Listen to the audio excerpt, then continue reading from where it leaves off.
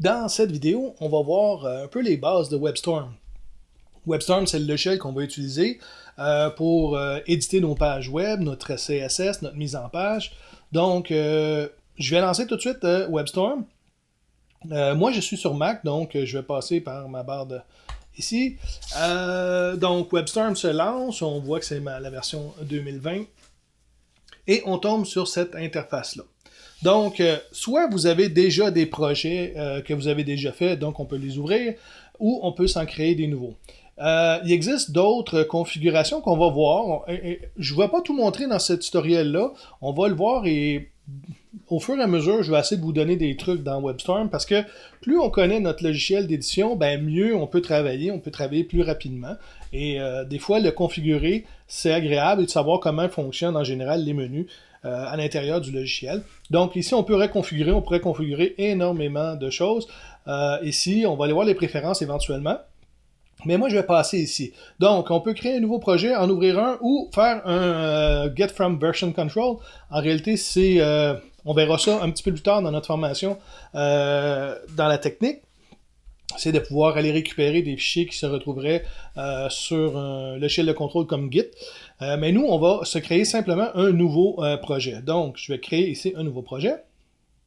Et là, on voit qu'il y a plusieurs types de projets. Donc, tout dépendant de ce que vous faites, c'est sûr que nous, on est au début, hein, c'est le début de notre formation, on n'ira peut-être pas jouer dans du Node ou dans du React ou dans du Vue pour tout de suite. Ok, ce sont des librairies qui nous permettent de faire des applications web, donc de nous donner des quelques petites fonctionnalités un peu plus grandes pour créer des sites disons, un peu plus transactionnel ou avec plus d'interactivité à l'intérieur, ou Bootstrap qui nous donne des librairies de mise en page déjà établies. Donc, nous, on va commencer par le début. On va se prendre un projet comme vide et on va monter notre projet là-dedans. Donc, première chose à faire, bon, on peut sélectionner le projet qu'on veut et on voit que selon le projet qu'on veut, ben, il y a plusieurs options. Donc, c'est sûr qu'il faut avoir appris un peu du Node, c'est quoi Node, c'est quoi du Bootstrap, c'est quoi du Angular. Nous, on va commencer avec un projet vide. Et ici, on va décider où on va mettre notre projet. Donc, c'est important d'essayer de regrouper vos projets pour vos cours toujours à peu près à la même place, d'essayer de vous structurer vos dossiers. Donc, moi, ce que je vais faire, OK. Par défaut, moi je suis sur un Mac, bon c'est User Formation. Peut-être que vous êtes sur PC et vous avez la lettre C ou D, tout dépendant de la configuration de votre Windows. Moi, on va cliquer ici sur pour naviguer. Et bon, moi, je me vois ici, bon, ça c'est la version Windows, version Mac. Vous avez probablement la version peut-être Windows. Donc, vous avez aussi Documents ici. Vous pouvez aller récupérer l'emplacement où vous voulez mettre votre dossier. Je vous conseille beaucoup, lorsque vous allez créer vos dossiers, d'essayer d'avoir une structure de votre de base. Donc, ici, moi, dans mon document, je pourrais faire un nouveau dossier, new folder, et je peux peut-être l'appeler cours. OK, parce que c'est mes cours. Et à l'intérieur de ce cours-là, ben comme on va avoir plusieurs cours de conception web 1, plusieurs cours de conception web 1, web 2, web 3, web 4, ben je vais peut-être ici me faire aussi un CW1 pour conception web 1. Et après ça, là-dedans, ben là, je peux peut-être me faire un dossier pour le projet que j'ai présentement. Donc, présentement, je vais l'appeler formation. OK. Habituellement, on pourrait le nommer avec le vrai nom du projet. Donc, si jamais vous faites un projet pour un client, pour une compagnie, on pourrait peut-être nommer le nom de la compagnie. Et on fait juste Create pour créer le dossier. Et je vais dire Open. Donc, je veux ouvrir mon projet à l'intérieur de ça ici. Et on voit, bon, ben, c'est User, Formation, Document, Cours, CW1, Formation. Donc, il faut vraiment faire attention ici de bien indiquer où est-ce qu'on veut aller porter notre dossier. Donc, je vais faire un Create. Et on voit l'interface de WebStorm apparaître. Donc, c'était un projet vide que j'ai créé, donc je n'ai rien dans mon projet. Je m'en viens ici, là, dans mon interface, j'ai un onglet projet ici, donc je peux fermer, ouvrir l'onglet projet. Et si je viens voir ici dans formation, J'ouvre et ben, avec la petite flèche, bon, ben, il n'y a rien parce que je n'ai créé aucun document. Donc, je vais commencer à faire un projet d'une page web. L'intention dans cette vidéo-là, c'est pas réellement d'apprendre les balises, ok, ou d'apprendre comment créer les éléments d'une page web. C'est simplement essayer de jouer avec l'interface de WebStorm pour vous habituer un peu à comment WebStorm fonctionne. Ok. Donc, ici, bon, dans mon projet, je voudrais me créer une première page web. Donc, on le verra dans des cours plus avancés, mais ici, je vais faire un bouton de droite sur Formation, sur le lien ici, et je vais faire New, et je peux aller me créer une nouvelle page web, une page HTML, on verra un peu plus dans le temps qu'est-ce que ça veut dire HTML et tout. Et le nom, il me demande le nom. Ok, je vais mettre index. On verra pourquoi j'ai nommé ce nom-là index dans des cours plus avancés. Et ici, bon, moi, je vais prendre du HTML5 et je fais simplement retour de chariot, Enter sur votre clavier. Et il va me créer un nouveau fichier qui s'appelle index.html. Et on voit l'interface apparaître. C'est ma page web. C'est une de mes premières pages web. Si vous n'êtes pas habitué avec les pages web, c'est pas grave. C'est pas le but du cours présentement ici, de la formation. On va voir ça dans quelques cours où c'est simplement pour montrer WebStorm. Donc, j'ai ici, on le voit bien, j'ai mon dossier formation. Si je ferme l'onglet, on peut voir que j'ai mon index.html. Simplement pour montrer quelques petites différences, je vais simplement ici me faire un nouveau dossier, un directory, okay, que je vais appeler CSS et que je vais simplement faire retour de chariot, Enter. Et j'ai mon dossier ici. Donc, j'ai un dossier formation et à l'intérieur, j'ai un dossier CSS. Dans ce dossier CSS-là, je vais me faire une nouvelle feuille de style. Écoutez, encore là, ce n'est pas obligatoire de savoir c'est quoi une feuille de style. C'est simplement pour la démonstration. Je vais l'appeler style et c'est une feuille de style que je veux. Et voilà. Et c'est simplement pour montrer que j'ai deux fichiers. On a des onglets ici. On peut passer d'un fichier à l'autre. Donc, j'ai mon fichier HTML dans lequel je vais pouvoir mettre mes textes, mes images et tout. J'ai un fichier style dans lequel je vais pouvoir mettre des styles, de dire mon titre de niveau 1 est en noir et telle typographie, telle couleur. Simplement comme ça qu'on va pouvoir mettre ça ici. OK? Donc, je passe d'un à l'autre. Donc, c'est pas très compliqué. J'ai le dossier dans lequel mon projet est. Bon, je me suis créé un dossier simplement pour que ça soit un peu plus propre quand je fais... On va avoir énormément de fichiers là-dedans, donc on essaie de se trouver une façon de mettre de l'ordre dans notre dossier. Donc, simplement, si je peux fermer ici le fichier style avec le X qui est là, et je peux simplement le réouvrir. Donc, on peut fermer nos fichiers et simplement double-cliquer sur le fichier qu'on veut et ça va ouvrir les fichiers ici. Okay. On peut simplement aussi les bouger si on veut. On peut glisser les dossiers comme ça ici. Je peux commencer à taper ici, mettons, je fais simplement un titre. Comme je vous dis, on va revoir ça plus tôt. Voici un titre de niveau 1. OK. Donc, j'ai commencé à taper mon texte ici. WebStorm sauvegarde automatiquement les fichiers. Donc, je n'ai pas à aller ici faire Save All.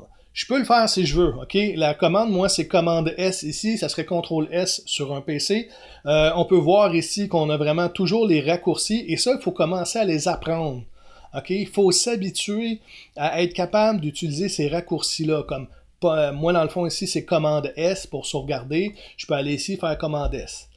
Bon, il le fait tout seul. Il sauvegarde nos fichiers tout seul. Donc, c'est un peu agréable si jamais notre WebStorm arriverait un problème et que WebStorm fermerait. Ben, il sauvegarde assez fréquemment, automatiquement, les fichiers. Donc, la sauvegarde se fait automatiquement. On a le menu ici en haut où on peut se promener écoute, il y a énormément d'options. On va pas toutes les voir dans cette vidéo-là, mais simplement voir comme dans File ici, comme j'ai montré Save As, simplement montrer que ici, j'ai les raccourcis un peu partout. Je m'en viens, j'ai tous les raccourcis ici. Moi, c'est la touche commande sur Mac, mais probablement quand ça serait en PC, ça serait sur contrôle. Donc, à vous d'aller voir quelle touche de raccourci qu'on peut utiliser. Donc, il y en a des plus importantes que d'autres. On les verra au fur et à mesure. Mais simplement, on peut essayer de s'habituer à les apprendre. Autre chose que je voudrais voir dans l'interface, bon, présentement, moi, quand j'ai installé mon WebStorm, il était avec une interface blanche comme ça. Donc, c'est l'interface par défaut. Quand je l'installe sur Mac, je crois sur PC, il vous le demande quand vous l'installez. Il vous demande, voulez-vous avoir le thème noir ou le thème blanc?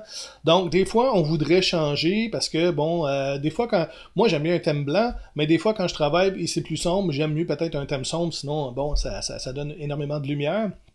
C'est toujours agréable de pouvoir adapter notre thème pour, dans les conditions qu'on va utiliser WebStorm avec notre ordinateur, notre portable. Donc, pour faire ça, on va aller, moi je vais dans WebStorm ici, préférences. Okay? Donc, c'est commande, virgule sur un Mac. Je vais mettre à l'écran l'image pour les PC. Donc, vous allez voir dans PC, ça n'est pas à la même place. C'est dans File et vous allez avoir Setting ici. Et vous allez regarder le raccourci, je crois que c'est CTRL-ALT-S. Donc, à vous de faire attention. Sur PC, je vais aller dans les sur Mac, excusez-moi, sur Mac, je vais aller dans les préférences. Et sur PC, ben, je vais aller dans File, Setting. Donc, c'est exactement le même endroit, mais bon, ils les ont pas nommés de la même façon. Simplement, sur Mac, toutes les préférences sont toujours écrites de cette façon-là, toujours dans le menu ici. Tandis que sur PC, les préférences, souvent, dans des logiciels, sont soit dans File ou soit dans Edit. Donc, ça dépend de celui qui fabrique le logiciel. C'est différent. Donc, tandis que le Mac, c'est toujours préférence. Ça s'appelle toujours préférence ici. Donc, si j'ouvre ça, je m'en viens voir les préférences. Et là, là-dedans, ben encore là, il y a énormément d'éléments à voir là-dedans. On ne pourra pas tout voir, c'est sûr, mais plus qu'on connaît un logiciel, plus on est capable d'aller jouer dans ces configurations-là, ben c'est sûr que plus notre productivité va s'améliorer. Donc, moi, ce que je vais aller voir présentement, c'est dans les apparences. Je vais aller dans Apparences ici, j'ouvre le petit triangle, je clique sur le petit triangle pour ouvrir le menu, je m'en viens dans Apparences, et là, on voit ici les thèmes. C'est là que je voulais vous montrer ça. Moi, par défaut, sur le Mac, quand je l'ai installé, c'est IntelliJ Light que j'ai. Mais on peut aller chercher peut-être le Dark là. Et si je fais un Apply là-dessus, on va voir le thème devient foncé. Donc, à vous de voir. Bon, là, j'ai quelque chose à sélectionner ici, si je vais comme ça.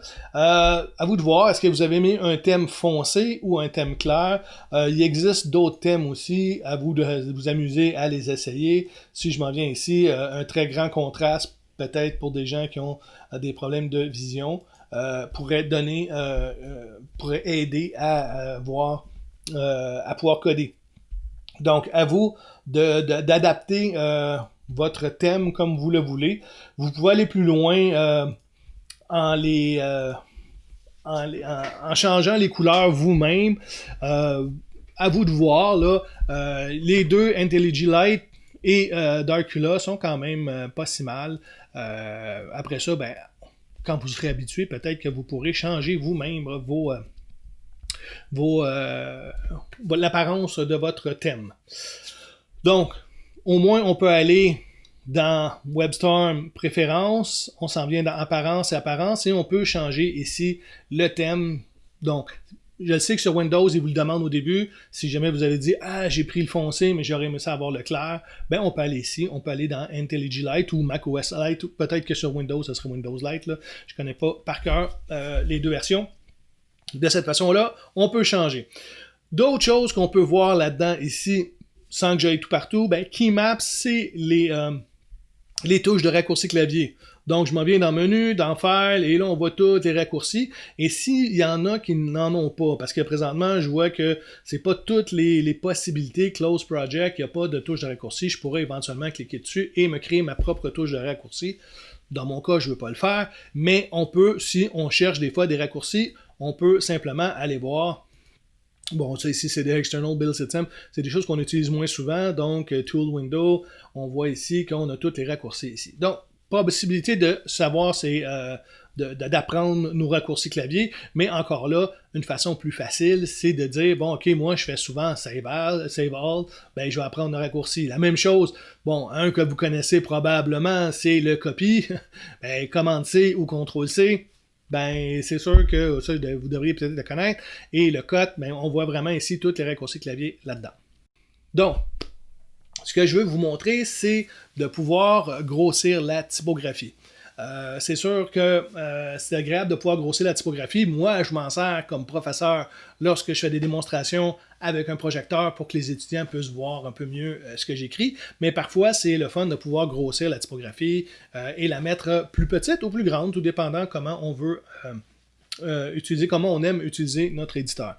Donc, on va aller dans Webstorm, dans les préférences, et je vais aller dans Éditeur ici. Donc, dans Éditeur. Donc là, on a vraiment toutes les possibilités de l'éditeur. Il y en a beaucoup. On va pas tout aller voir ça, mais je vais aller dans Général. Okay, je vais cliquer dans Général. Et une des cases ici, c'est Mouse Control. C'est marqué ici Change Font Size with Command plus Mouse Wheel. Le Mouse Wheel, là, c'est la molette sur la souris.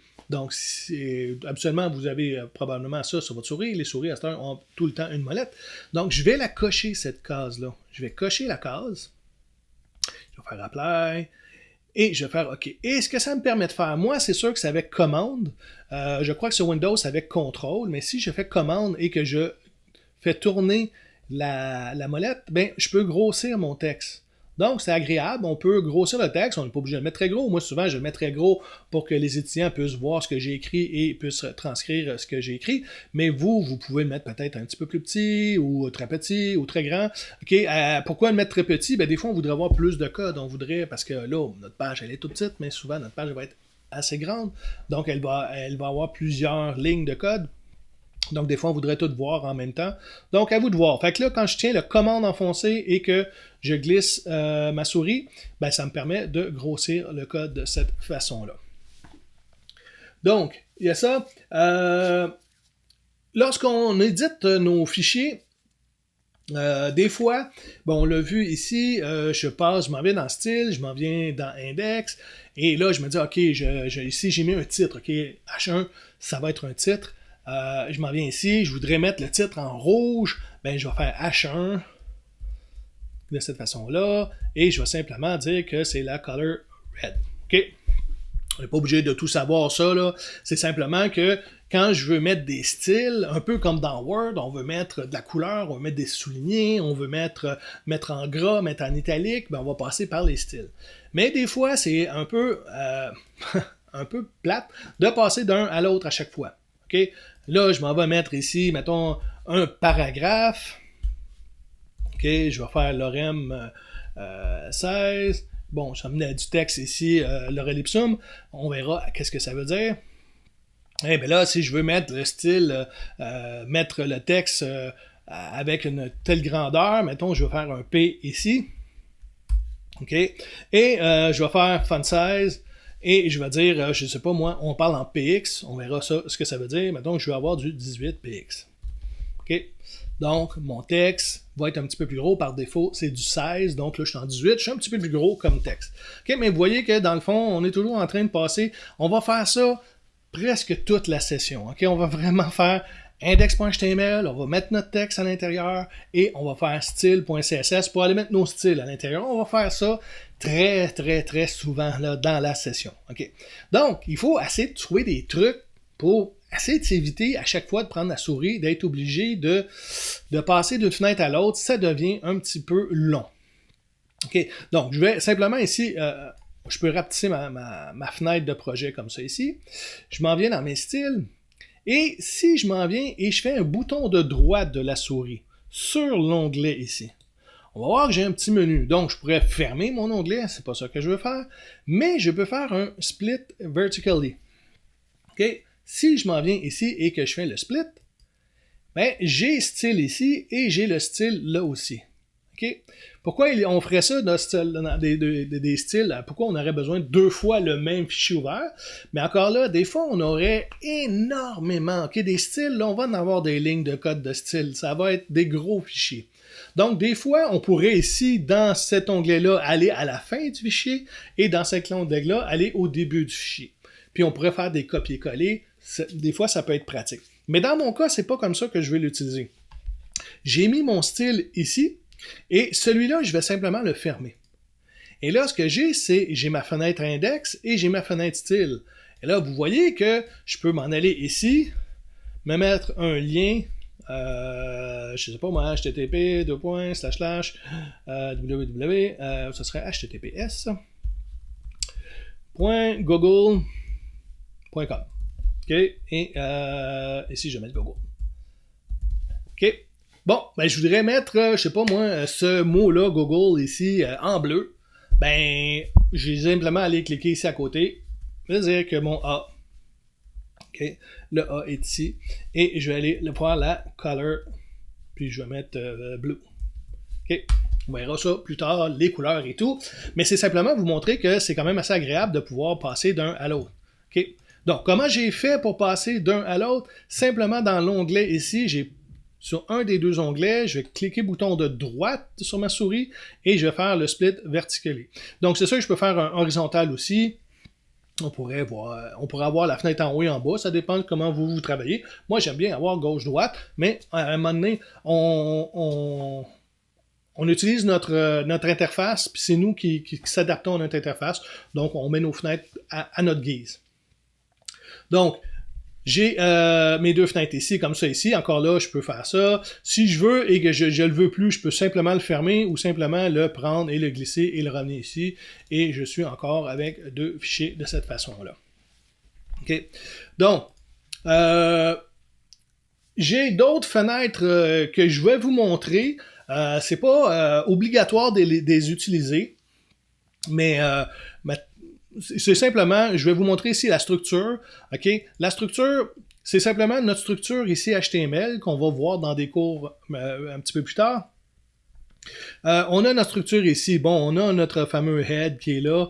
Donc, on voit le head, on a la balise meta, on a la balise titre, on a la balise body, on a un H1, un P et un A. C'est moi qui ai rempli le H1 et P et le A. Donc, OK, c'est simplement, ça nous montre la structure de notre fichier. Ce qu'on appelle ça, on appelle habituellement ça le DOM. Donc, éventuellement, on pourrait passer par là pour avoir de l'information. Mais à un moment donné, on est tellement habitué, tu sais, on va faire ça tellement souvent qu'on le sait à un moment donné, c'est qu'il y a un head, qu'il y a un body, qu'il y a un HTML. On va voir ça plus tard, mais on s'habitue à un moment donné. Donc, structure, pour tout de suite, on n'est pas obligé tout à fait de l'utiliser. On peut simplement le fermer. Donc, je vais rouvrir ma fenêtre projet ici. Une autre chose aussi qui arrive très souvent, okay, que j'ai vu très souvent avec les étudiants. Et bon, je sais pas pourquoi, des étudiants, ça clique n'importe où, et ça arrive des fois que, bon, ça fait quelque chose, puis ils savent pas pourquoi c'est arrivé. Okay? Et un des boutons, c'est le petit bouton ici complètement en bas. Okay? On a un petit bouton, et là, si je clique dessus, vous allez voir, je n'ai même plus la fenêtre projet, je n'ai plus la fenêtre ici, les favoris, je n'ai plus le terminal et rien. Donc, c'est simplement qu'on peut les fermer. Okay? Si jamais, vous voyez, il y a un petit bouton, on peut simplement fermer ça. Ça donne un peu plus d'espace. Moi, personnellement, je les ferme jamais. OK, je peux fermer des fois le projet ici. En cliquant sur l'onglet projet, ça peut nous donner de l'espace. Mais de là, on va enlever simplement la petite ligne ici. Bon, OK, on n'est pas obligé. Ces petites fenêtres-là, on peut les déplacer. Je peux simplement prendre mon onglet et le dire, je vais l'avoir de l'autre côté. Donc, à vous de voir. Ça peut être d'un côté ou de l'autre. Donc, je peux le ramener ici. Là, je l'ai mis en haut complètement. Je vais essayer de le remettre plutôt ici. Je vais le remettre dans sa place comme ça. OK, on peut se promener de cette façon-là. Comme je vais l'essayer ici. Bon, j'ai ma structure ici. Des fois, on s'amuse beaucoup. OK, je vais bouger celle-là, peut-être ici comme ça. Et là, je suis un peu mêlé. J'ai tout mis l'interface n'importe comment. Et là, je me dis, ah boy, comment je vais me retrouver là-dedans? Ben, si on veut revenir dans notre interface qu'on avait au départ, on peut aller dans la fenêtre Windows. Et on peut ici faire Restore Default Layout. Bon, c'est le majuscule F12 dans mon Mac. Vous, peut-être sur un PC, ça serait d'autres touches. Mais on peut simplement cliquer ici. Et ça revient comme on était au départ, et on fait « Wow, ok, c'est pas tout à fait vrai, hein? Il a même gardé mon favori là, mais au moins il m'est revenu ma structure ici. Hey, c'est bizarre ça, mais mon favori était ici au départ, il n'a même pas regardé notre favori là-dedans. » Donc, on peut simplement se remettre notre interface un peu plus en ordre, mais en fin de compte, favori n'a pas l'air d'être pris là-dedans, mais le Restore Default Layout ici, dans le menu Windows ici. Simplement pour voir d'autres aspects de l'interface, on a un To-Do ici. Okay? To-Do, qu'est-ce que ça veut dire? Ben, on va voir qu'on peut mettre des commentaires éventuellement dans nos documents. Un commentaire, c'est quelque chose juste pour nous laisser un indice, pour nous dire pourquoi on a fait telle chose. Quand on travaille, souvent on travaille en équipe sur des projets de web. C'est rare qu'on va probablement travailler tout seul. Des fois, il y a des gens qui vont embarquer 6 mois plus tard, il y a une modification à faire, ben, c'est un autre intégrateur qui va faire la modification. Donc, laisser des commentaires, c'est bon pour plus tard. Okay? Donc, ici, je vais simplement mettre un commentaire. Okay? Un commentaire en web, ça s'écrit comme ça. On reviendra sur les commentaires. Et j'ai dit, voici mon commentaire. Okay. Ce commentaire-là ne se verra pas dans ma page web. Okay? C'est vraiment un commentaire, c'est simplement pour de l'aide, pour dire « Ah, j'ai mis le titre de telle grandeur à telle date parce que le client m'a demandé de faire tel changement » et des choses comme ça. Okay. Donc, par contre, des fois, on peut simplement aussi se faire des commentaires pour ici « Il faut modifier le titre. » Je sais pas. OK? Mais là, si vous avez une vingtaine de fichiers, puis que vous vous dites, bon, ok, il faudrait que je repasse au travers de tous mes commentaires, puis dans chaque fichier, il y a 2000 lignes de code, ça va être long. Ok, ça va être vraiment, vraiment long d'essayer de vous retrouver. Donc, ils nous ont fait un to-do ici. Et un to-do, de la façon dont ça fonctionne, c'est qu'on peut simplement ici mettre to-do. Comme ça, en avant. Et là, ça va être pas tout à fait juste un commentaire. Lui, il va reconnaître le commentaire qui a un to-do. Il peut être en majuscule ou en minuscule, le to-do, c'est pas grave. Et on s'en vient ici dans to-do. Et ça nous dit, wow, tu as un to-do dans le dossier formation, dans index.html, à la ligne 9, au caractère 6. Okay? Donc, ce que ça fait, ça, je m'en viens dans style juste pour vous montrer. Donc, je ne suis plus dans index, mais je vais dire, ah oui, ok, il faut modifier le titre. Ben, je vais cliquer dessus et il m'amène directement. Imaginez si vous aviez une vingtaine de fichiers, ben, vous auriez toutes les to-do, toutes les choses qui sont à faire. Donc, ça peut être agréable. Même chose dans une feuille de style ici. Je me dis ici, le commentaire est différent dans une feuille de style. Ici, je pourrais dire changer la couleur. Okay? Parce que, bon, on a fini de travailler, il est rendu 2h du matin, on n'a pas le temps de changer toutes les choses, je vais juste me laisser des notes pour que demain, quand je vais revenir, je puisse continuer où j'étais rendu, donc je me laisse un petit truc, un petit commentaire comme ça, et simplement, en avant, je peux simplement dire « to do ».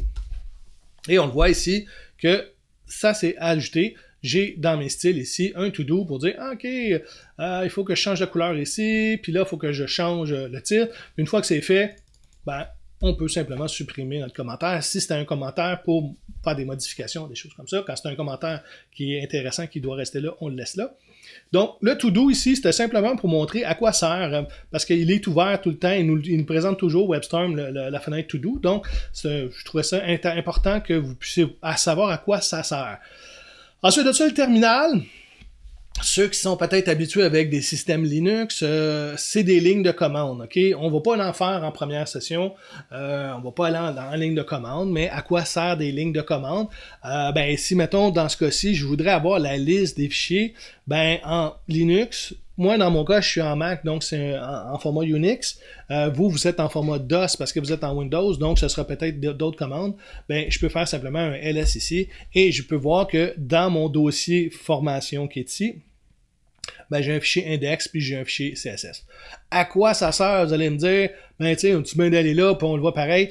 C'est vrai, mais lorsqu'on commence à savoir nos lignes de commande, ça peut aller très rapide. Okay? Jouer avec une souris, aller dans un menu et toujours faire le même geste, d'aller avec la souris, d'aller chercher, mettons, le Save All, ça devient extrêmement long. Okay? On fait ça tellement souvent qu'on perd notre temps à pousser la souris. Donc, des fois, apprendre des lignes de commande, apprendre les raccourcis clavier, ça nous aide beaucoup. Donc, ici, pas obligé d'apprendre ça du tout, là, mais c'était simplement parce que c'est comme elle est là, donc je peux faire -L, et puis là, on a de l'information un peu plus, là, c'est peut-être un peu plus intéressant. Donc, ici, on le voit, c'est un dossier, un directory.